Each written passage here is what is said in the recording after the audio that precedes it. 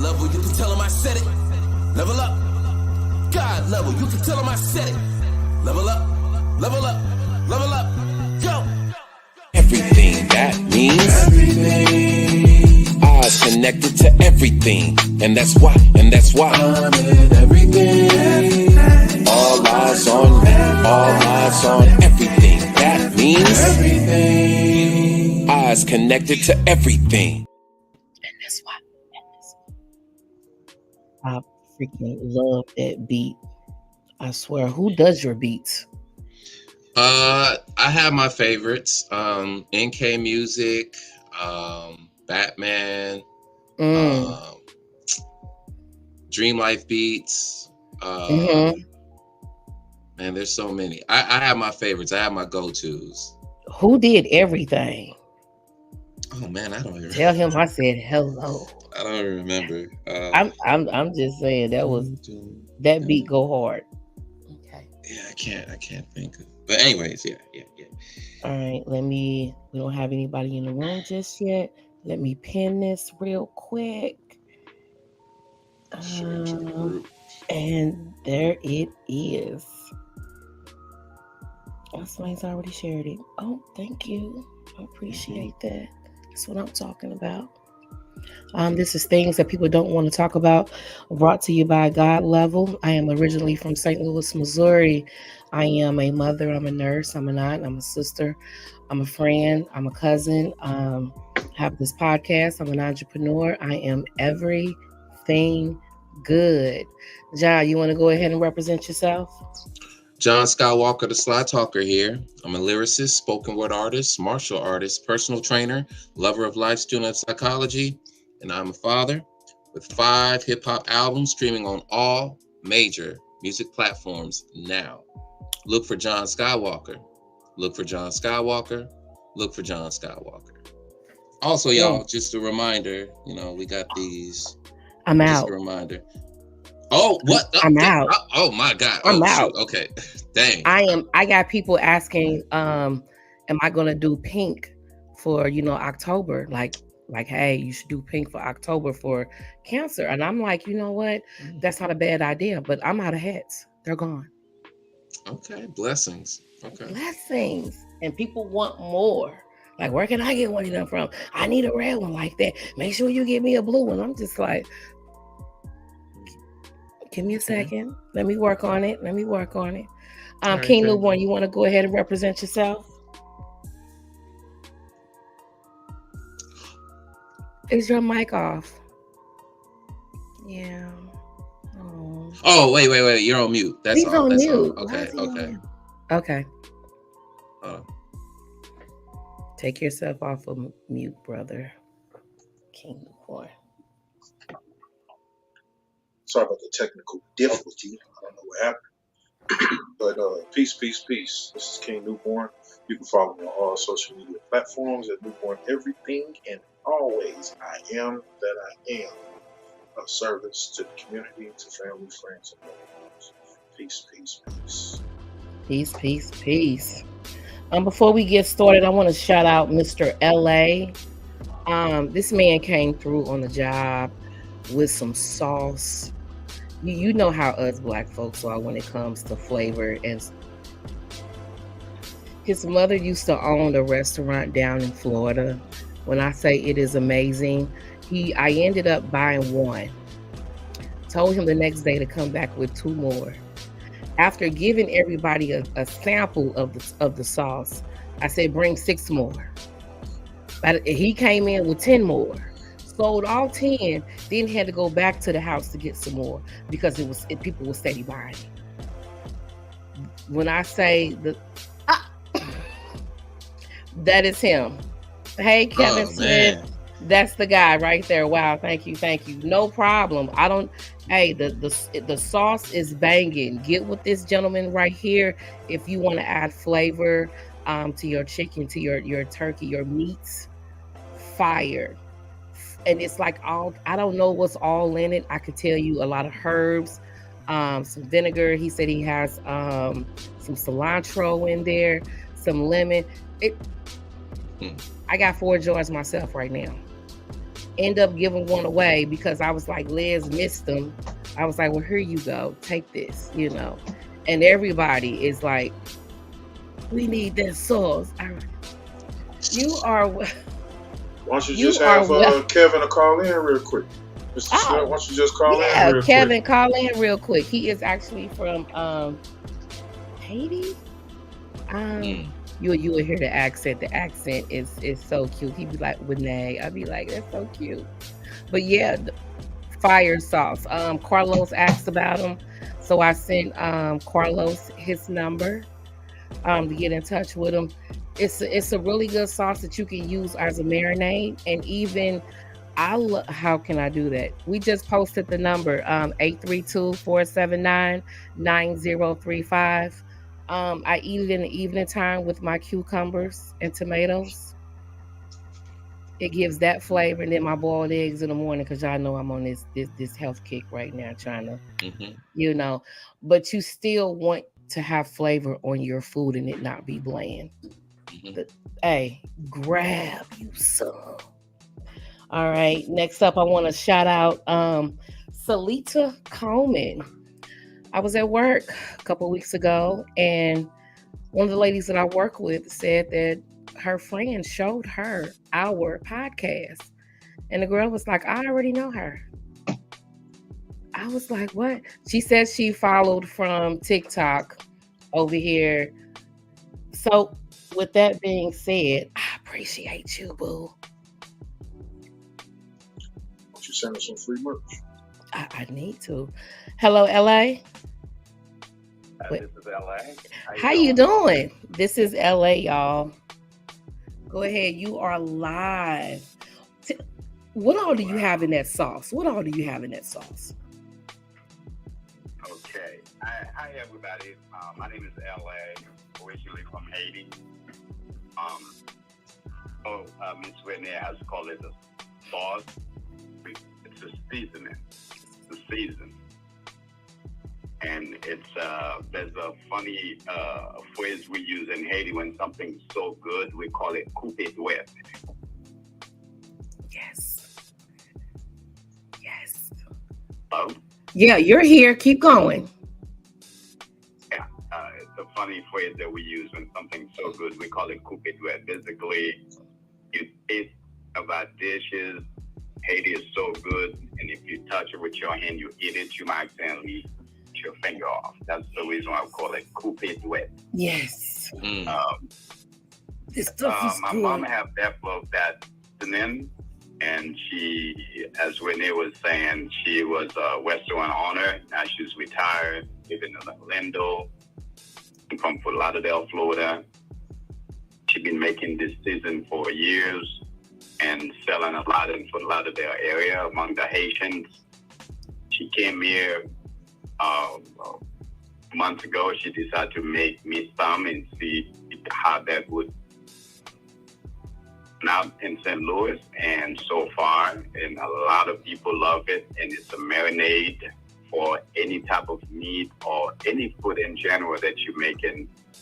It got all kind of good herbs on it, like you talk about the sweet peppers, all of them, the hot peppers, black peppers, and cilantro, parsley, lime juice, vinegar, and even some Mrs. Dutch. She put so many things in there to bring flavor she wanted. And all the ingredients are really from Restaurant Depot. Okay. And so it's really all natural herbs. There's nothing preserved, GMO in there. And it's really good. And when it said anything you try with it, you will fall in love with it. You will. It's a complete season. You will. I tried it with some boiled eggs, and I was like, "Oh, this is perfect. No more salt and pepper. Just dip it in the sauce and go along." Yeah, you will. And then you can also use it as a marinade on your chicken. My sister, who actually stole a bottle, because I originally had 5, she stole one and she used it on her salmon. She said that's the best way she can eat her salmon, because for some people, salmon leaves they don't like that fishiness at the end. It cancels all of that out. So all you are stuck, and it has the right amount of heat Like it's not hot, but you can feel that little kick. Absolutely. Yeah. Now, if you want to spice it up, he was saying to use what now? Some jalapenos. Yeah, you crunch it, put it in there, turn it into a jerk sauce, can turn it into any hot seasoning. Yeah. Okay. How do people get a hold to you for this sauce? They can hit me with my cell phone on social media, like both. They can look me up. My real name is L.A. Addis. That's just a pseudonym that I use because I didn't want to be so well known on social media. So got you. In my information. I get it. Get it. So Kevin Smith. Just put my name with my number. There you go. He has left his name and number in the comments. If y'all are looking for a new sauce seasoning that has a lot of flavor with the right amount of heat, this is the man to talk to. Please call him, get you a bottle. From the first time you taste it, you're going to love it. Everyone was a little skeptical when I was taking it around the job for everyone to taste. But everyone that tasted that sauce ended up buying it when he came up. And I end up buying extra and then end up giving one away. So yeah, it's the real deal. So yeah, I want to thank you, LA, for calling in. We'll leave your number posted. I'll also put you in our group chat on our group. I'm sorry, things people don't want to talk about. That'd be great. So people can get in touch with you about this sauce. Man, I will share it. You've done a wonderful job. I really appreciate that. And this is what we really need in our community, the push to support our own people, because we need more of that. Oh, absolutely. Black support, and thank you very much. And everybody, so it was nice meeting you, gentlemen. I'll be listening to the podcast and some great things, okay? All right. Thank you. Sir. Thank you, sir. Yeah. It's the sauce is amazing. I'm sorry. Everybody had to try it. But go ahead. We can go ahead and get started now. I did give a little shout outs and everything. But yeah, pump up Black business. If you have a business that you know, bring it to us. Come on here. Get on live. Pump up your business free of charge. So yeah. So since we're getting into it, what motivates us to be vengeful in friendships? I think this has a lot to do with how you grew up and how you made friends in your childhood and what you have experienced as a child with other people, your friends, which shape the way that you move with.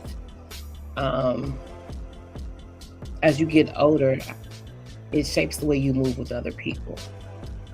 All right, so say a little bit more about that, because that sounds like, okay, it's developmental, right? So, and then people become a product of their environment. If all they know is to be mean and nasty, and hey, that's just what it is. Or if they've seen a lot of that and thinking that this is the way to go, a lot of manipulation, a lot of abuse.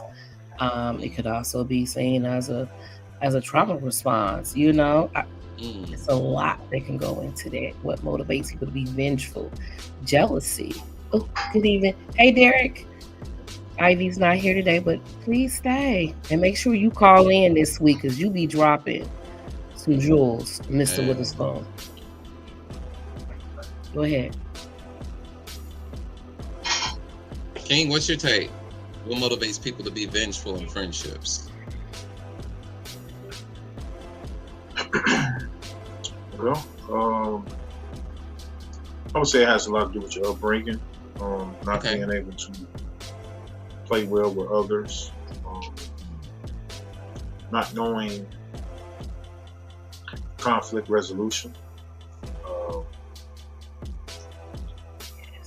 and definitely not being shown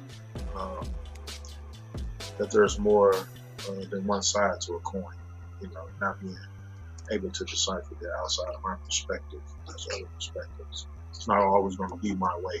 I'm not always going to get my way. So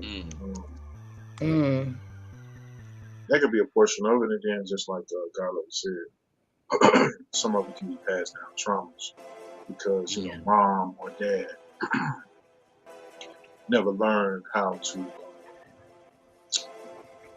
resolve conflict amongst each other. Conflict resolutions with their brothers and sisters, or with their parents, or maybe something happened to where by being vengeful, they put up this protective wall. So if I get you first, before I won't be you hurt. Get me. Yeah, I won't be hurt. Yeah. So I feel like we need to kind of define what vengeance is then. Okay, let's do it. All right, so desire for retaliation, often as a result of perceived harm, perceived offense. Doesn't necessarily mean that a transgression occurred. There may have been evidence of something happening, right? But vengeance is typically the response or the reaction for when we have been harmed. And it's typically something that we learn in childhood, right? So it kind of, when you think about even the nature of it, how it's acquired, it's usually something that we learn as children, and then we kind of carry it on into our adulthood, right? So it's one avenue for conflict resolution, I guess we could say. There's conflict, and my response to the conflict is, I'm gonna get my lick back. Oh, right? Yeah. So, you hear that a lot these days. Yeah, we say that a lot these days. I'm gonna get my lick back, right? Yeah. So it's of course rooted in ego, right? Because we're not even talking about justice. There's justice and then there's vengeance, right? Yeah. And so a lot of the times what we're seeking is justice, but we might frame it, or we might posture it as vengeance, right? Or we're posturing vengeance as justice. We're saying I'm justified to get my lick back because they struck first, or they hurt me first, or I didn't do anything wrong. I was innocent. So I want them to feel what I feel. I want them to feel some pain too. Because to me, that's the only reconciliation. Yeah. If I'm hurt, you need to be hurt too. Right. But there's no deep thought as to how to repair, restore, or even bring balance back into the situation. I feel like you took something out of me. And so therefore, I feel like I need to attack you back, or I at least need to inflict some sort of harm in order for me to believe, not actuality, but to believe that justice is restored. All right. Oh, you suffering now? Okay. I feel a little bit better about what happened. Or you feel like you gave a upper hand in karma. That's what you get. I taught you a lesson. I punished you. You came at me. So vengeance, when we're talking about vengeance, we're talking about a reaction to conflict, an avenue in which we're trying to deliberately, and dare I even say in calculation, cause some sort of harm, distress, redress, emotional turmoil, and the goal is justice, even though you can't acquire justice from vengeance. So just to respond to the question, oh yeah. Oh, I like that. We use vengeance as a platform to shout out our pain. Ow. Dang. I like that. Dang. So that's how I express my pain. Vengeance is about pain. It's rooted in pain. So I saw giving pain. it back to that person. You give me the pain, I'm gonna give it back. Eye for an eye, right? It's that old eye for an eye. Yeah. And so, dare we even say that religion even has an influence in this, right? In terms of how we perceive it and how we use it. In most Abrahamic religions, they say, okay, vengeance is belongs to the Lord, belongs to God, and every, in most Abrahamic religions, right?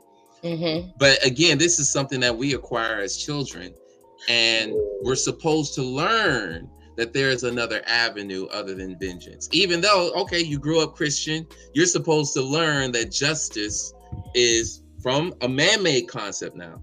Justice from a man-made concept isn't about inflicting harm, or payment shouldn't be in pain. It should be, what can we do to reconcile, to restore, bring balance, bring harmony? Because that's what justice is about. It's about balance.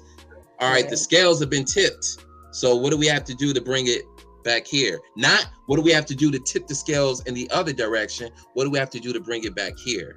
Right. But what vengeance is, it starts off like this, and we need to get it back to this. Yeah.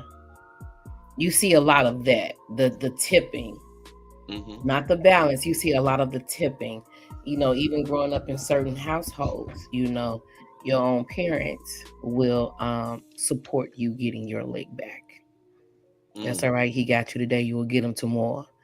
You see groups of people who will come to defend someone in their area who they feel like, this shouldn't have happened to them, and now they got to go. And there is no conflict resolution in certain parts of the community. It's only revenge. That's what you've been taught growing up. It's not until you become an adult, until you realize, what, this ain't the right way to do things. Y'all know that street shit is real. Woo! The streets. He took my boy out. Are we going to get one hands? Come on now. The conflict resolution. How? Well, how about when your platonic friends and she look at you gonna just let them slap me?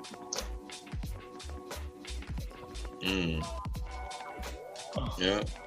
Why I can hear her in my ear. Come on, Mom. Yeah. Girl, you rest up and be back here next week, because I'm missing you like crazy. But I'm glad you had. Did you hit him back? Right. Did you win? But you know what? So, I mean, not to veer off too far, right? But I think what, the lesson that is supposed to be implemented there, or what parents were trying to instill with that, is, did you defend yourself? So I think that's what that was about, is, all right, they hit you, but did you stand up for yourself? Did you defend yourself? Did you counterattack?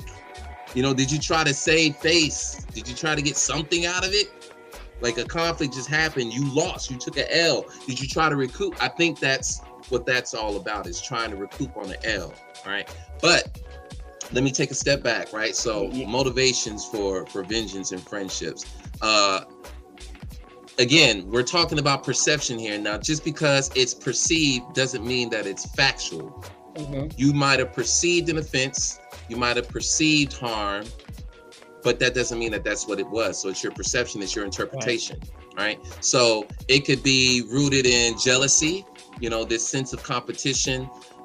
You might have, now I want to be clear, right? There's a difference between jealousy and envy, right? Envy is okay. Talk about it. Envy is okay. Envy is what we do. Like, oh man, I see you, King. Yep, one day I'm gonna get me a Hellcat too. I see you, King. Okay. I'm digging it. I'm feeling it. I want one too. Describe that. I wish I had mine. Don't understand what it means. So So that part, shit. That's okay, right? That's okay. But jealousy implies a threat. I feel threatened in this relationship. I feel threatened in this circumstance. So when we're talking about jealous dudes, jealous women, especially in the context of friendships, it's usually some sort of threat. I feel threatened by you. I feel intimidated by you, right? Betrayal. I mean, because, relationships are founded on trust. So you may have felt betrayed about something that wasn't even, evident of betrayal, but you just feel that way, all right? It could be feeling used. I feel like you got something out of me and it wasn't a balanced exchange. Feel like you took, ran advantage of me. Yeah, misuse. Yeah, you can use me, just don't misuse me. Ooh, I like that. Misuse. Yeah. Ooh. Okay. So maybe it's not feeling used, but maybe it's feeling misused. Yeah, Okay. It was unintentional. Like, I don't mind you using me, but that was unintentional. So therefore it was misuse. Right. It could be neglect or abandonment. I've experienced that once before where, there was a friend that I needed in a particular moment of time and he wasn't there because he was going through his things. He had a perception of a situation with me and, I felt abandoned and there was evidence of abandonment, right? But I understood, like, okay, get up out of myself, right? Yeah, hey, it happens. That's why we're having a conversation, right? So, it happened to me, right? And I held on to that for a while, but I didn't say to myself, I wanted to hurt him back. That wasn't in my mind. It was just more of a, all right, that happened. This is what's going on, right? And then there's comparison and insecurity. You might be dealing with a character who's already insecure just from a developmental perspective. They've been insecure all their life because they come from a background of insecurity, from poverty, from their parents, from school, academia, vocation.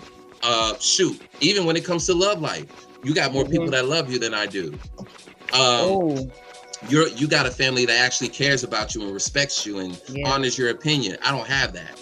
You need to cherish. You need to cherish your family. And so they start projecting because they have the lack. What else? Motivators. It could also be a person's values and morals. Values and morals can be very conflicting. Code of ethics. Yeah. Right. So it could be I've that. Done that. Yeah. Yeah. It could be that you don't. Because I didn't like how they was moving. I'm like, I can't support you in that. If you're cheating on your husband, I can't support you in that. I can't. And I just cut the friendship. But would that lead to you being vengeful though? No. Right? Would that lead to you feeling insecure? No. Right? So it's more of a it has to be larger than just a disagreement, right? Because I could disagree with the way that people are moving. Hey, what's up? Oh man, Kingpin, my man Kingpin up in here, yo. Call in, bro. Call in, man. The number's up there. Mr. Harrison C. Jenkins, the number is. Yeah, this is a good brother right here. What is? But yeah, it has to be rooted in insecurity, right? So if we have differing values, let's just say, for example, it might even be, I don't like the way that you parent your children compared to mine, and you're crossing that boundary because you don't respect the way that they're not your kids. And you know damn well that you wouldn't want them trying to, project their parenting values and practices and beliefs on you. You wouldn't want that. But here you are violating, and that's okay, right? But it's not even a dialogue. It's just you expressing disdain, right? But it's within the context of being disrespectful. And so that could lead to you being vengeful because you're like, I don't like the way that he's raising his kids. Or I don't like the fact that, she did that where her kids, like she gave her kids cell phones. I don't like that. Whatever the reason, whatever the motive, the conflicting values could breed some vengeance, right? Undue, right? Now, is it possible to be vengeful in a friendship that you care about? Now, I pose this question. Ooh, here we go. I see you're hurt. But does hurt justify? Does hurt you justify going around hurting other people? It does not. Is that a justification? Is it a valid justification? Ooh. Is it a valid one? Go, Mr. Why did you hurt him? Because he hurt me. Or why are you hurting him? Because this woman over here hurt me. But what does that have to do with him? Nothing. I'm hurt, and I don't know what to do about it. So it just happened. This is just who I am. And it shows up everywhere. A woman, he cheated on me. I'm about to divorce him and take half of his money. That's how I'm gonna hurt him. It shows up everywhere. Oh my God. Man ain't getting what he need at home. He go outside. Well, I'll show her. I'm gonna go get me somebody else. It shows up everywhere. So the reason why I asked this question is because back in the group, and by the way, y'all, just a reminder, you should join our Facebook group, things that people don't want to talk about. In the group, we posed a question. Who am I speaking with? Speaking with Harrison. Oh, hi, Harrison. Let me make sure I turn you up. Go ahead with your comment, Harrison, Mr. Jenkins. Hurt people, and ethics go out the door the second that somebody's hurt.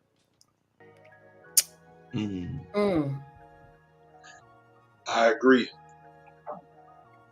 So think about it like this, right? Name the strongest person that you know, right? Outside of yourself. Look at them from a perspective of intellectual. Look at them from a perspective of their morals and their ethics. And then look at them from the perspective of friendship and relationship, right? So on their job, say they are in charge. At home, say they're a husband. Say they've been friends with somebody for years. How many times in those instances have they watched an individual do something that they don't agree with, but they went along with, that conflicted with their ethics, but they still went along with it because that was their friend? Whew. Loyalty. So now their ethics is out the door and they're focusing on their loyalty, right? So now, say that same friend that did all that dirt that they knew about did something to somebody that they cared about. Why is it then at that point that it becomes vengeful and the ethics come back into play?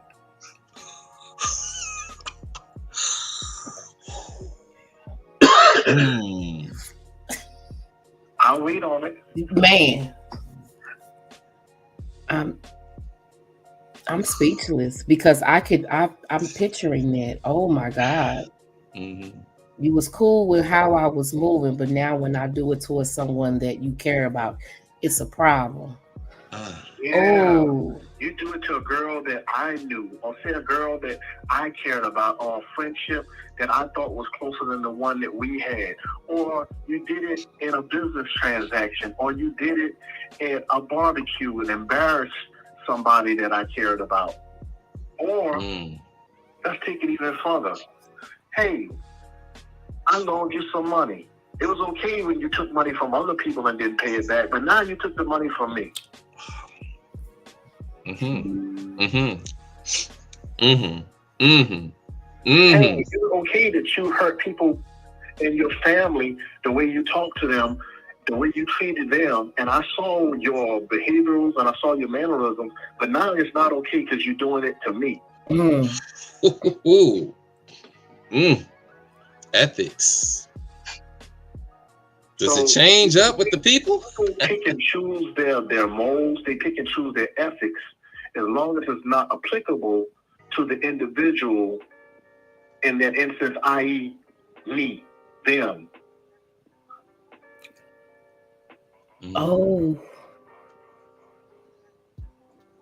As long as they're not affected, as long as I'm not affected. Do what you want to do as long as I'm not affected. Do stuff and they call people out. Oh, girl, she did this, she did that. I can't talk to her no more. How many fellas, we sitting around talking and we know this dude doing garbage. He a dirtbag. But he only a dirtbag when it's away from our circle. But he does something to somebody that we genuinely know that's in the circle, one of the fellas.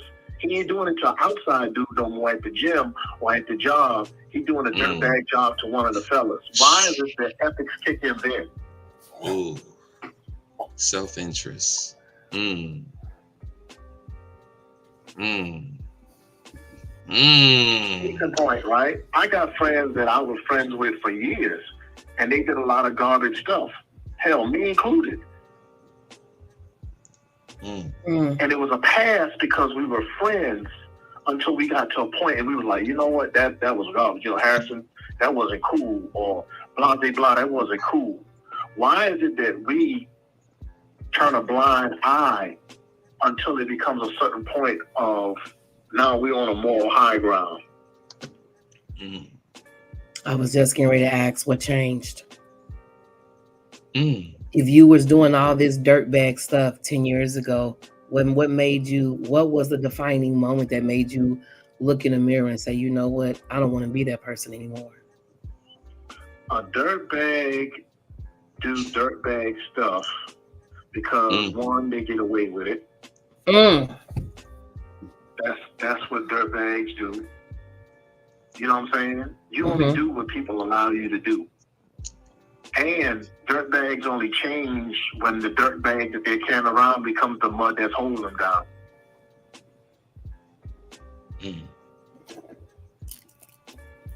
Oh my God. You see what I'm saying? So until the sand that you have is mixed with the water and turns to mud, which hardens and makes it dirt into clay and holds you down from being molded the way you want to be, it doesn't apply to you. Because like the times and the sands of time, it just dissipates when you open the bag. It floats away. Until you have something concrete that affects you, you're not going to be one that's willing to change. Empathy. Speaking on my point, until it happened to me, it wasn't worth it. Until something happens to you that you can't control, until something happens to you where you have to look at yourself in the mirror, until something happens to you where the morals and ethics that you should have had before is able to be applied to your now, you'll never change. No matter who it is. Wow. How many times you see people don't pay their taxes until they get caught by the IRS? And then they cry, roll with me. How many times you see people that dog people out in relationships, and until they get dogged out by somebody they truly love and care about, they don't change. They don't become an individual of standards and morals again. So I tend to be one of those individuals that look at it from that standpoint. You know what I'm saying? Maturity and knowledge, you know what I'm saying? It's acquired over time, and then you have a choice to make at a point in the road. That's what applied to me. You know what I mean? So that's why I can speak from the standpoint. Until it's applied and until it affects you individually, most people won't change from my experience. They find excuses why they did it. They find excuses why they go down that road. They find excuses why that individual, they had to do that, or why they don't see their fault in it, or I did that because they did this. So that's why it's applicable. But that's just my humble opinion. Fair enough. Hey, that was great. That was great, because you didn't lie about anything. As long as a person can continue to get away with doing the things that they're doing, they're going to do it until they become, until they feel what they're actually giving out. And then, and maybe then they will change. Maybe then, yeah. Maybe. Yeah. So to answer the question, that's that fork in the road, that why, that left and right of the why. Right. Ooh wee. So based off the question, Mr. Harris would say that it is possible.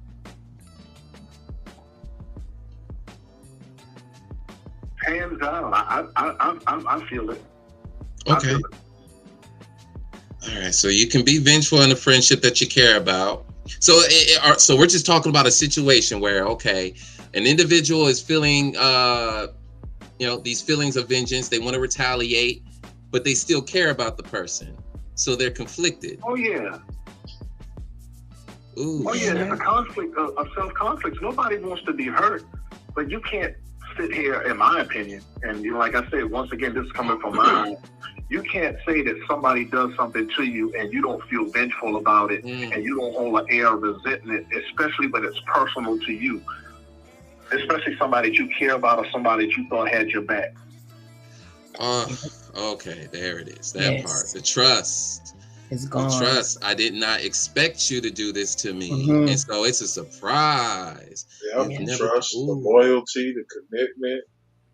How many times I rode for you? I think trust and loyalty get confused at times. And I tell you, and the reason why I say that is because the root word of trust is to instill a belief on an act based on previous experience, right? Loyalty, however, is derived from the word loyal, which means what? One who is dear and endeared to. So if you're endeared to me, I don't have to worry about trusting you, because I know you're going to do whatever's in my best interest at all times. Because I trust you don't mean that I'm loyal to you. I trust H&R Block to do my taxes. That don't mean I'm loyal to them if somebody else got a better deal when it comes to doing my taxes. Loyalty keeps you coming back. It's supposed to be more enduring. So you gotta have this longevity, you know. It's a cycle. If somebody continues to do something and you expect this standard from them, whether it's in a relationship or whether it's in business, and they deviate from that and it affects you adversely, you will have an air of vengeance in you in reference to that matter.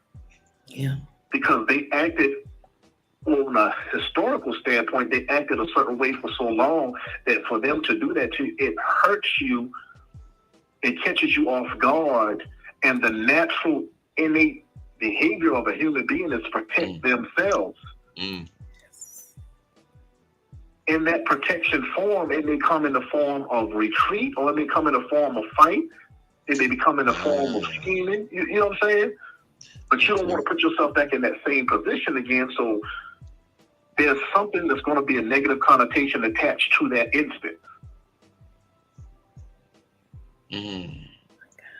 An internal reaction. Okay. Oh yeah. You're gonna. That event is gonna be emotionally. That's a guarantee. Yeah, you're gonna feel that. That's close to heart. That's a betrayal. Yes. You know, especially that they did it, and then it's the feeling of betrayal that because they did it to you, and you thought that you were so-called better than that to be that being done to. You see what I'm saying? I'm above that. Right. So where does the about us as humans? Say it again. We have an air of arrogance about us as humans. In the fact that we think that it can't be done to us. I love that. Who is this man?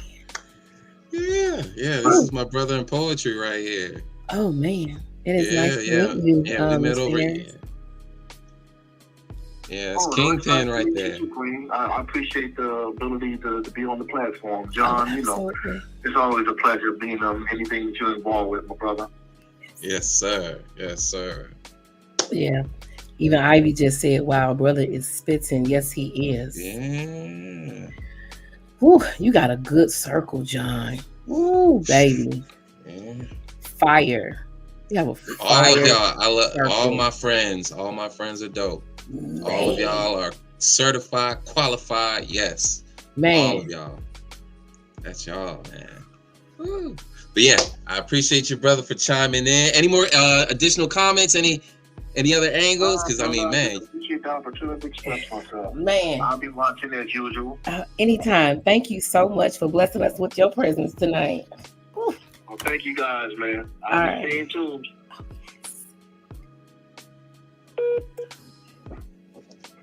So this was the question that kind of inspired the one before. And I thought it was a very unique thread, right? This was the one that got the you okay over there? Yeah. Okay. Oh, okay. So this question right here, this was the last one that I posted in the group, and this one got a lot of traction, right? It got a moderate amount of traction. This was the one, right? But who was it in there? It wasn't Chris. Who was it? I think it was Saul that made the observation of the differences, the gender differences, in reply to this. So I don't know how that comes about. Maybe it's different rules for men than women, right? Because I saw King's comment and I'm like, okay, I know where he's coming from too. Because we're thinking, oh, this is well, even if it's a pattern, right? I discovered in this moment that this is a problem. Men are natural problem solvers. So we gonna be like, hey, bro. That is so true. How can we fix this? Like, what's the word? Like, I need to understand better, bro.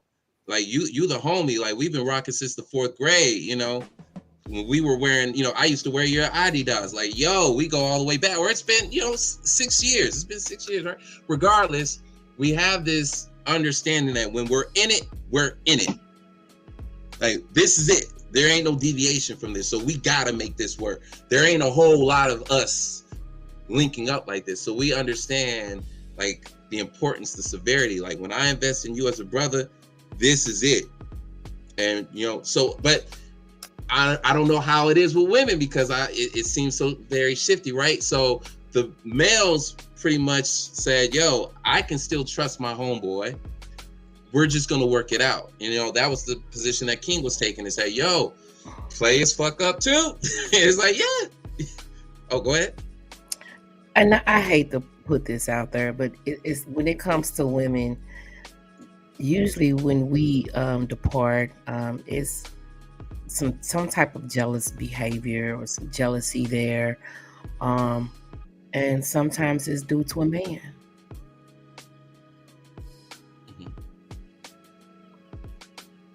Okay. Yeah. I'm just gonna. A lot of friendships break up over a man. Culturally, historically, yes, the evidence is there. There's plenty of evidence, even musically. Yeah. We hear the songs. Yeah.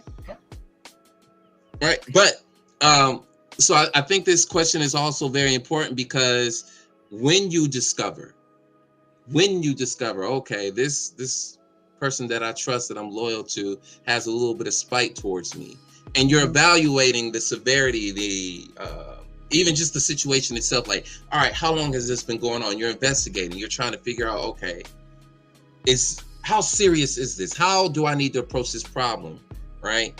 And in your discovery, you got to figure out, do I confront them now? Do I ghost them? Like, now that you have this information, how do you maneuver in the relationship? Because now you kind of deem the relationship hostile. It's threatening. It's not a good space to be in. I don't feel secure not being in here knowing that he has or she has ill intent towards me, or at least just an emotion towards me, and she wants to hurt me right now. But I'm supposed to see this person through the eyes of love, and this person is supposed to see me through the eyes of love. So where do I go from here? In the eyes of love, where do I go from here? Can I still trust you? Right? Harrison says immediately confront. And most dudes, most men will. Yeah, on the spot. Yeah. Most men hold on. will. What was that? Yeah, what you mean? Yeah, you know. And there's a rationale behind that too, and it's very simple. We don't like our problems to spiral. We don't like it to snowball.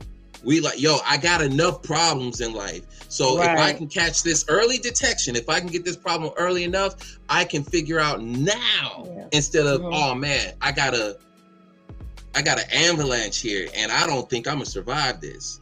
So if you keep having to confront what's going on, after a while, you just gotta do what I do, fade to black, stop talking. It's done. If you keep repeating what I'm asking you not to do, it's like, okay, so there's a lack of respect there for me. Yeah, because you set the boundary, right? I've set the boundary, so now I have to remove myself from the situation. And I have to stop talking. And once I stop talking, I have no desire to talk to you ever again. That shit needs to be studied. It needs to be studied. It's just like, okay, all right. So with that, yeah, how do you approach these situations where you discover somebody is vengeful? And there's different routes. You could be vengeful right back. You could. I have in the past. Very vengeful. I've done some things that I am not proud of, but at the time it tickled me pink to be able to do it and to do it undetected. Because I felt like I wanted some type of justice, as you would say. So I'm not going to say what I did. It's cool. It's cool. Okay. But we're not going to say what I did, but I did it.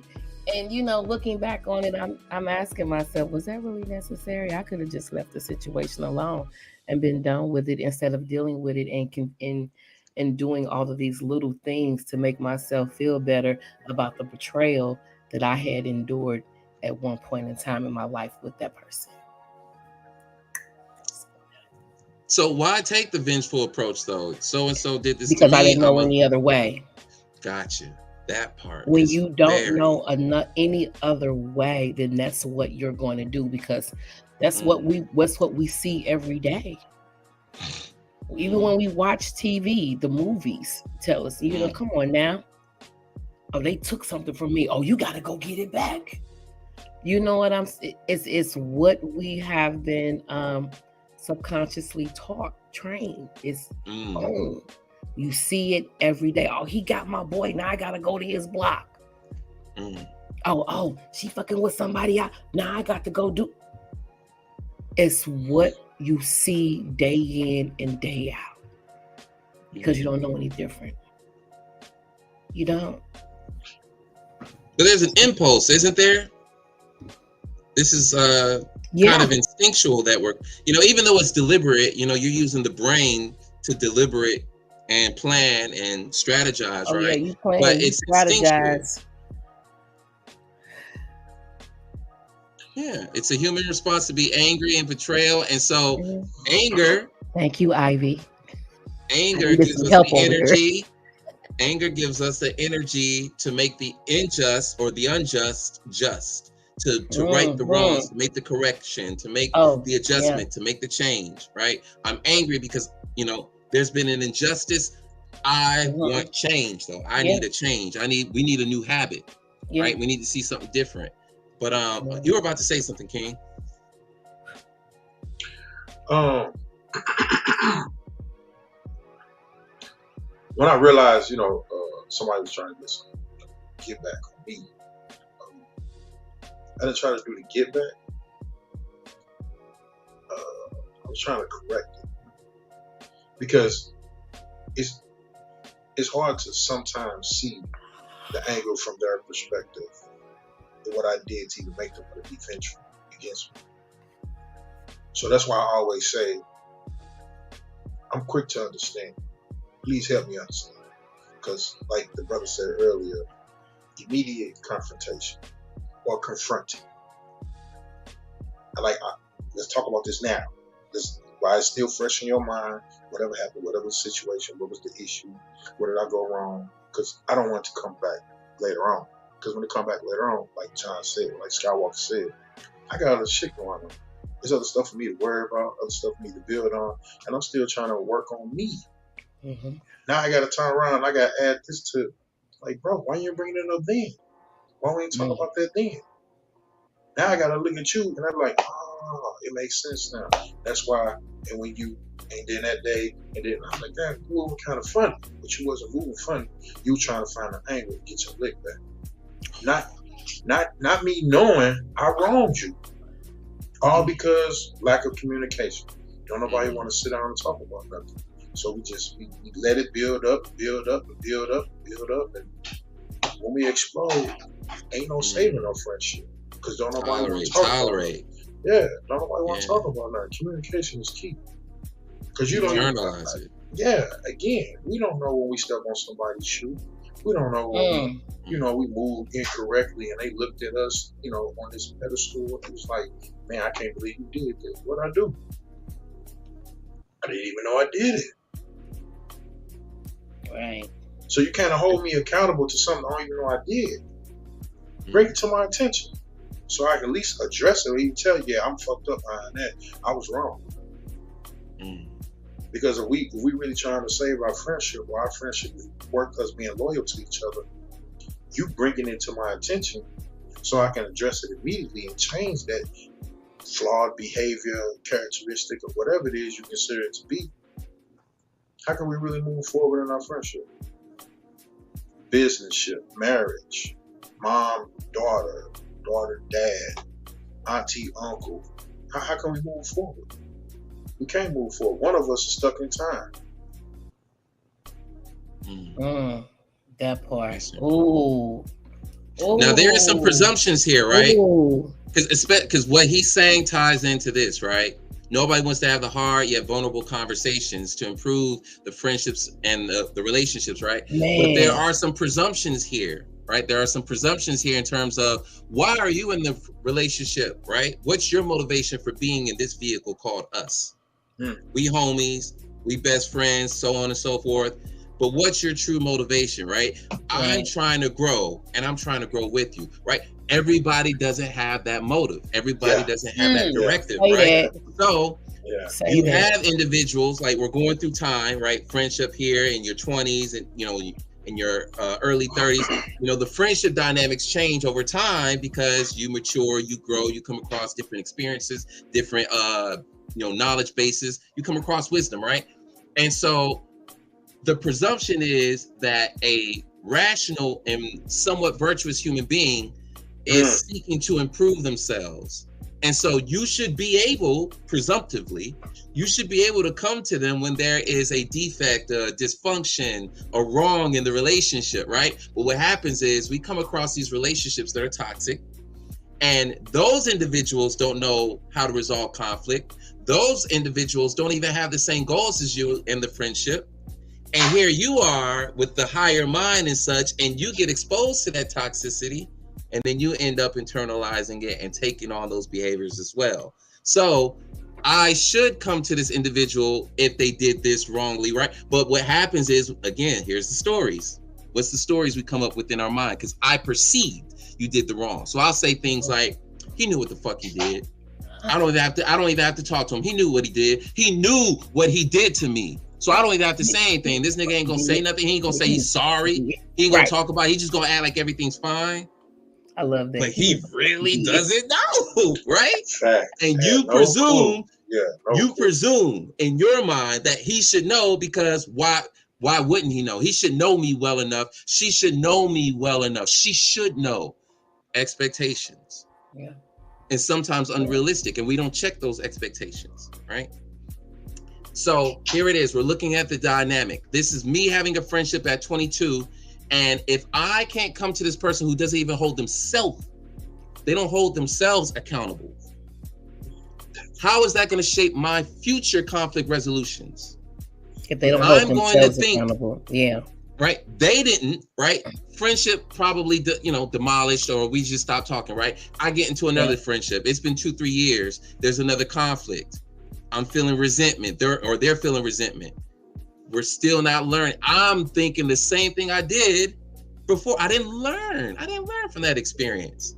So I learned, be quiet, don't say anything, ghost. Let me ghost them. Because the last time I tried to hold somebody accountable in a friendship, the last time I tried to do that, it went bad. So it doesn't work. It doesn't work. It does work. It just didn't work with them. But I can't think that way. I'm 23. I'm 27. I'm 36, still thinking like I'm 22. I don't know. I don't really know, but I think I know. Because I've tried to do this once or twice before and I just gave up on it. because I believe that it should have worked the first time that I tried it. It should work the first time that I do it. So we got more expectations, more beliefs, right? So here it is. I'm trying to approach this situation and I'm trying to resolve the conflict, but I have X amount of years of bad experiences informing my decision-making skills, informing my ethics, informing my vengeance here. I was vengeful back then. I had the opportunity to be just, but I missed that opportunity. I get into another friendship. I missed another opportunity. So now I'm just missing opportunities. In fact, I'm avoiding the opportunities now. So here it is. We're talking about the development here. We're talking about moral development. It begins as a child, but you're only working with instincts. The brain ain't fully developed enough to be talking about principles and what? I'm 7.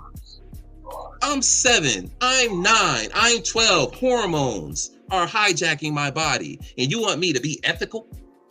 Right? So here it is. The human is developing, going through these friendships, not knowing how to resolve and bring peace and forgive.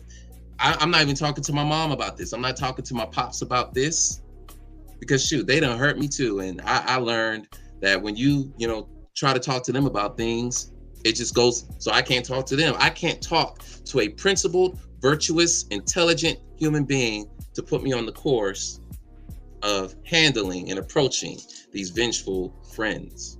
I just want to add to that, Skywalker, because that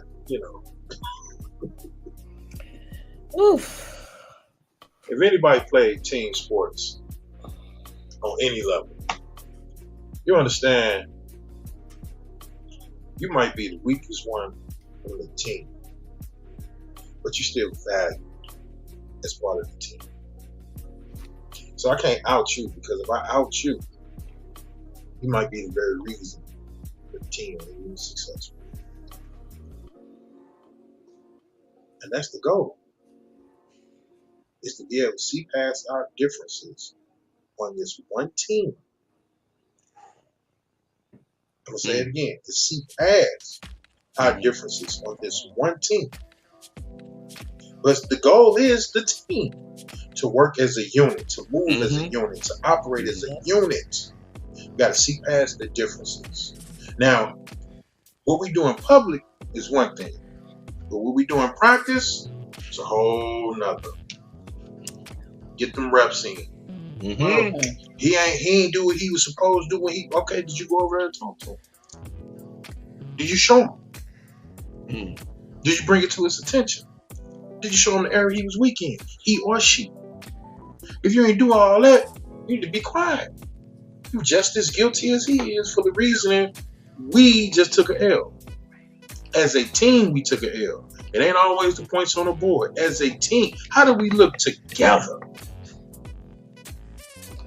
Come on, man. But you want to be spiteful because you ain't passed the ball or you ain't set them up for a volley.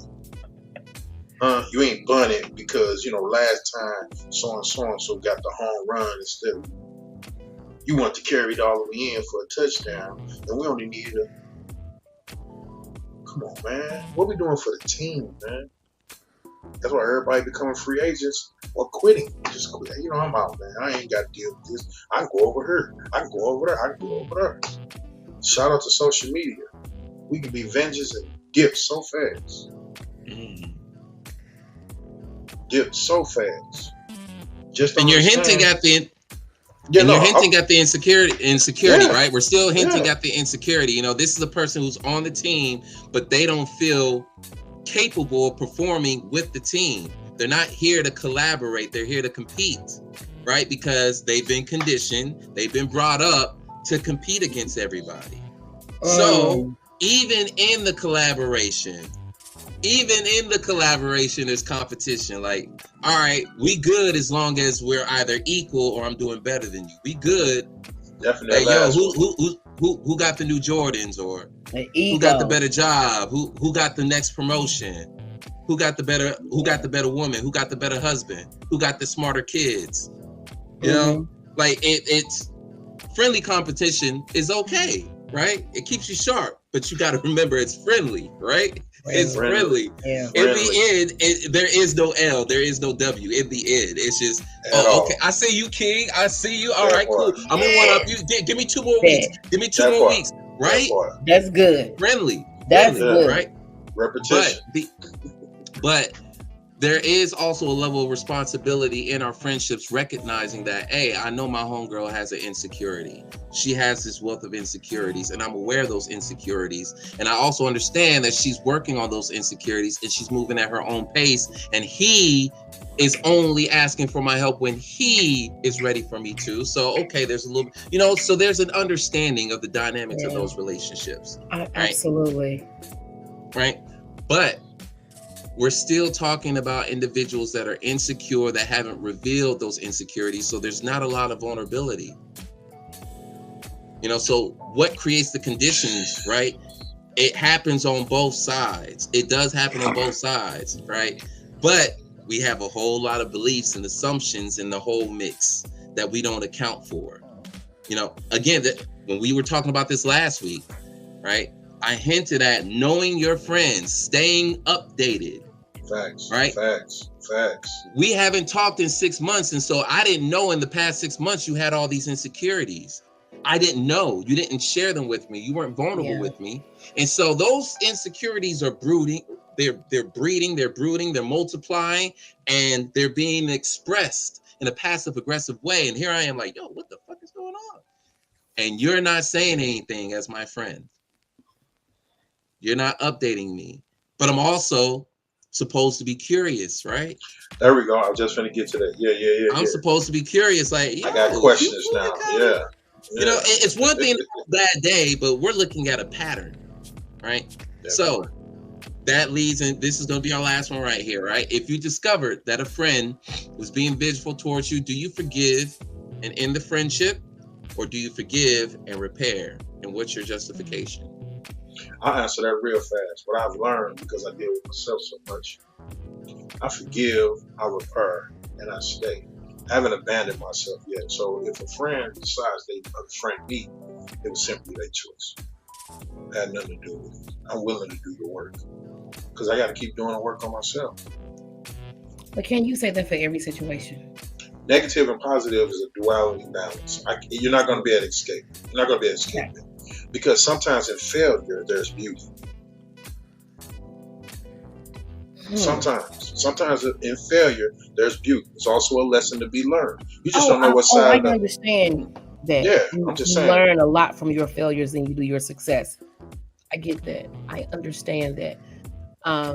For me, depending on the situation, if I have already made you aware of the boundary that you can constantly continue to cross, then I'm just going to exit left. And I would agree with you that you should do that. Therefore, that's why I got to root it back to myself. I'm not challenging God level. I'm just saying this is where I stand with my friendship with myself. I got to do it on me first before I'm able to carry it on with the Skywalker, with Los. You know what I'm saying? Before I even take it to that level, I'm the hamster. You feel me? I'm the guinea pig. So that's what, I'm just saying me, that's where I value it at. And like Skywalker said last week, King, you all right? Skywalker, you good? And if Skywalker need to check me, I say it on the line. Hey, bro, get at me. Let me know where I fucked up at. Period. I ain't got no problem with that. Because everybody should be trying to be better, the best version of themselves daily. Oh, yes. So even though I probably got it right yesterday, don't mean I'm having it right today. If I don't have it right today, hopefully I have somebody to keep me in accountability of myself first and foremost before I even get to the friendship. Because I'm not trying to destroy nothing. I'm trying to build. Now, I might have to destroy the old version of me, which is okay. But if I turn to my brother Skywalker, how I'm looking, I'm like, okay, you but. Okay, what's the but? Let's talk about it. And that's peace, man. Right. You just brought me to a different understanding, so I can keep going. I'm not trying to be stagnant. I'm going to say it just like this. In shit in life, even as me being a father, I'm not trying to be stagnant. There's always room for growth and development. Always room for growth and development. Some people is fucked up. They just fucked up. But that don't mean that I have to be spiteful, vengeful. You know, I ain't got to shit on you. I ain't got to talk down on you. I ain't got to do none of that. Hey, if I continue to shine my light, I'm just saying, if I continue to shine my light, you might have your own attitude adjustment. I ain't got to do nothing. Now, if you feel like that's vengeful, I mean, shit, it is what it is. What about you, God Level? You discovered that a friend is being vengeful towards you. Do you forgive and end the friendship, or do you forgive, repair, instead? I have trust issues. Once I see that I can no longer trust you, I have to exit left. Because then it puts me in a hypervigilant state to where I'm always looking. Is you doing something? What's going on? That comfortability is gone. And then I know you're not loyal. And it's like, do I really want to move forward with that? No, I don't. And this is concrete evidence. Oh no. I'll forgive you. Okay. Yeah. I'll forgive you. But I ain't gonna be able to fuck with you like that no more. I wish you well. I hope you figure out why you out here moving like that. But I'm sorry. Yeah. All right. For me, it's the forgiveness is automatic, right? Staying is really going to depend on their willingness to adjust. Right? So my thing is this: we're evaluating the temperature, the texture, the dynamic, right? We're trying to figure out, is this still good? Is this still salvageable, right? If we're doing that in a mature way, I'm gonna be more inclined to be like, okay, we can repair this.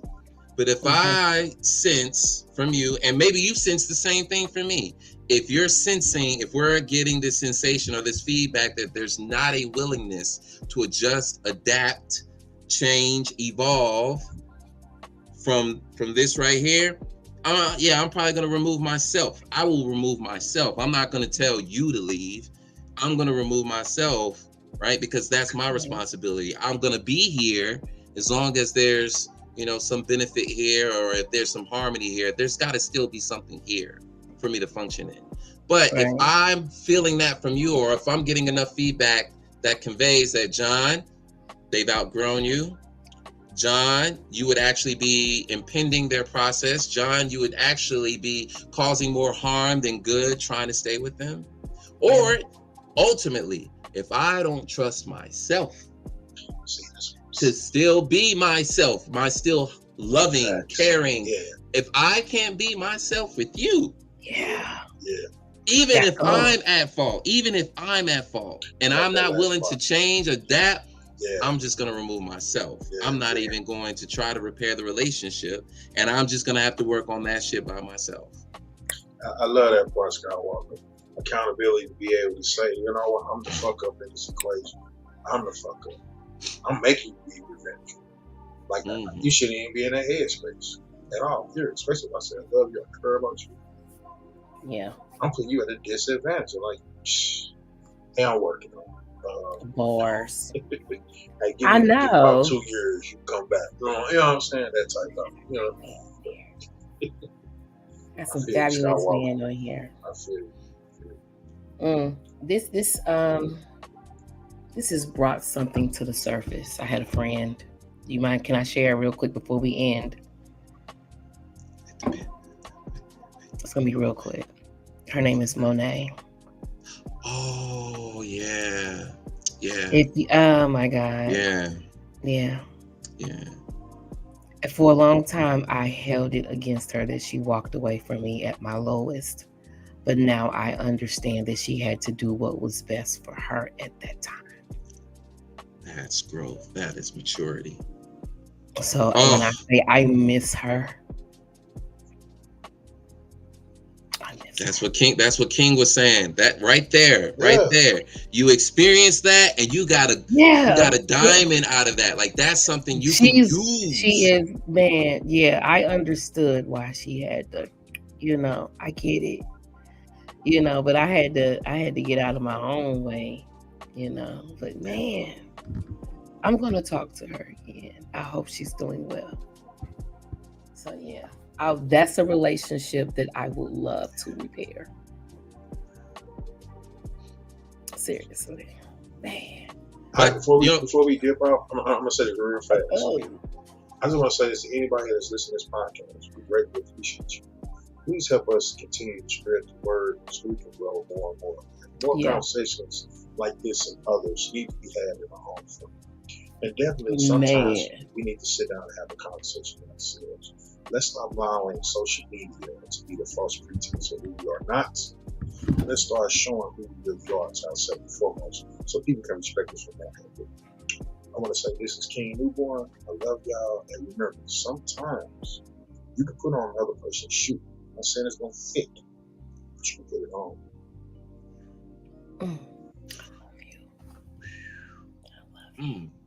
I don't even want to come behind that. Yeah, whatever I had. Yeah, you're welcome. Ain't nothing you can say behind that. So with that being said, I want to thank everybody for coming in on tonight's live. I want to thank the comments. Ivy, I see you. I hope you are resting up well, girl. You kicked it this weekend. You looked absolutely beautiful. That was a diamond smile. Thank you to Derek Witherspoon. Thank you to LA for calling in. Thank you to Harrison, Mr. Jenkins.